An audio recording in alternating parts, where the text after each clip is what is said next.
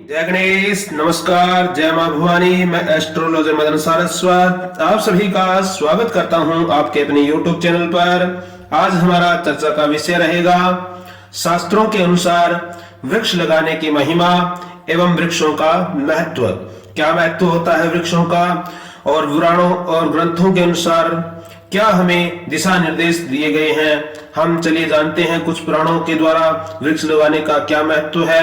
वैसे तो वृक्षों की महिमा बहुत बड़ी है, जिसमें से थोड़ी बहुत आपके लिए प्रस्तुत कर रहा हूँ।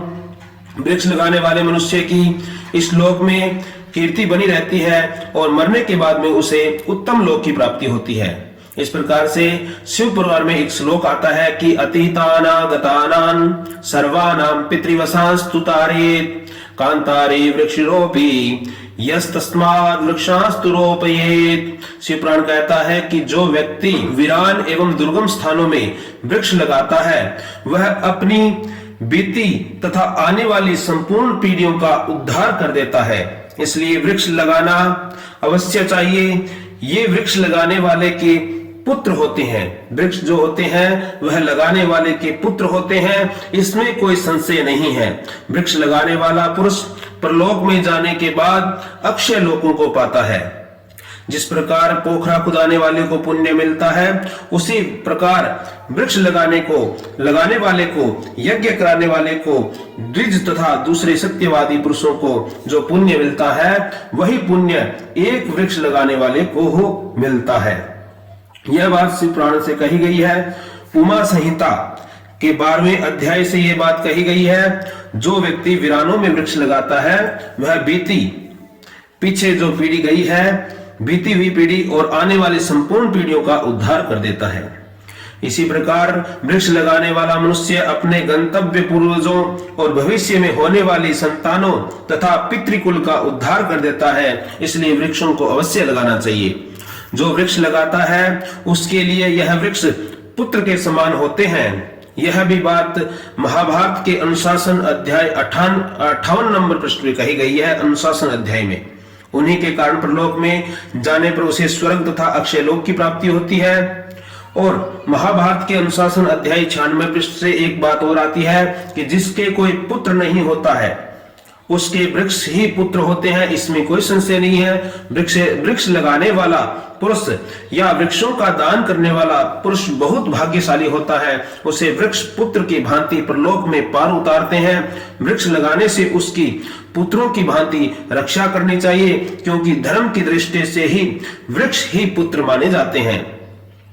यही बात मत्स्य पुराण में आती है 154 नंबर अध्याय में 512 नंबर श्लोक से यह बात आती है कि 10 कूप समां वापि 10 वापि समो हृदः 10 हृदय समः पुत्रो 10 पुत्रो समो ध्रुवः ऐसैव मम मर्यादा नियता लोक भामिनी।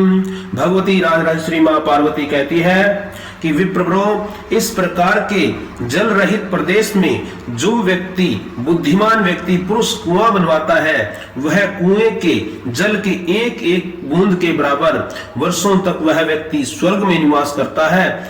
इस प्रकार 10 कुएं के समान एक बावली होती है और 10 बावली के सदृश एक सरोवर होता है और 10 सरोवरों के सदृश तुलना के समान एक पुत्र होता है और 10 पुत्र के समान एक वृक्ष माना गया है। यही लोगों का कल्याण करने वाली मर्यादा है जिसे मैं निर्धारित करती हूँ। इस प्रकार मां पार्वती वृक्षों की महिमा कहती है। मत्स्य पुराण में 154 नंबर अध्याय से 512 नंबर श्लोक में यह बात कही गई है कि 10 कुएं के समान एक बावली होती है, 10 बावली के समान एक सरोवर होता है और 10 सरोवरों के समान एक पुत्र होता है और 10 पुत्रों के समान एक वृक्ष माना गया है।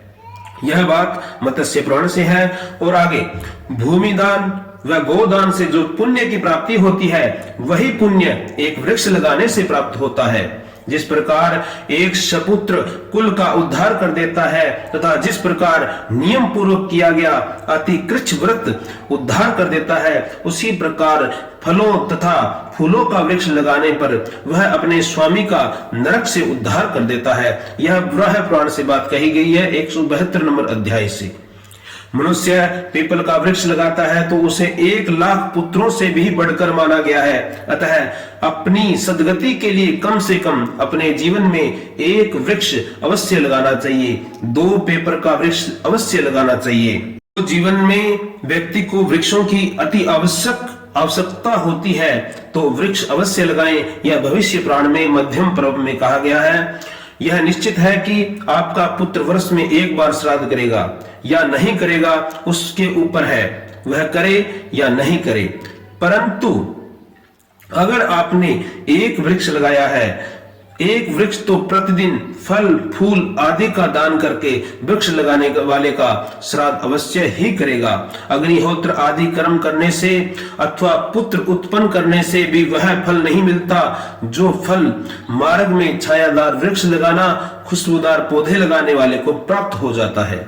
यदि कुपुत्र उत्पन्न हो जाए तो वह अपने पिता के लिए कलंक, नरक स्वरूप, नरक का द्वार होता है। इसलिए विद्वान व्यक्ति को चाहिए कि वह विधि पूर्वक वृक्षारोपण करके उसका पालन करना चाहिए, उसके वह नीच गति से जाने से बच सकता है। यह भविष्य पुराण में उत्तर पूर्व में 128 और 129 नंबर श्लोक में कहा गया है। इस प्रकार वृक्ष इस लोक और परलोक में धर्म पुत्र माने जाते हैं। इसलिए वृक्ष लगाने वाला पुरुष अपने पितरों का उद्धार कर लेता है। यह भविष्य पुराण उत्तरखंड 28वें श्लोक में कहा गया है। ओम हरि शरणम हरि शरणम हरि शरणम। इस प्रकार यह पुराणोक्त शास्त्रोक्त महिमा वृक्षों की कही गई है, जो मैंने थोड़ी बहुत आपके लिए प्रस्तुत की है। अतः अपने जीवन में एक वृक्ष अवश्य लगावें और उसका पालन पोषण करें। वृक्ष लगाने का महत्व ये नहीं होता है कि आप वृक्ष लगावें और उसको भूल जावें। भूलने का महत्व वृक्षों में नहीं है, प्राणों में नहीं है। अतः आप जो भी वृक्ष लगावें, चाहे 1 लगावें, चाहे आप 50 वृक्ष लगावें, परंतु उन वृक्षों का आप पालन करें। जब तक वह वृक्ष स्वतः अपने पर निर्धारित नहीं हो जाते हैं, तब तक आप उन वृक्षों का पालन करें। नहीं तो आप 1 लगावें या 500 लगावें, उसका कोई महत्व नहीं है जब तक आप उनका पालन नहीं करते हैं। पुत्रों की भांति शास्त्र कहते हैं कि वृक्षों का पुत्रों के भांति ही पालन करना चाहिए, तब वह वृक्ष, एक वृक्ष 10 पुत्रों के समान होता है।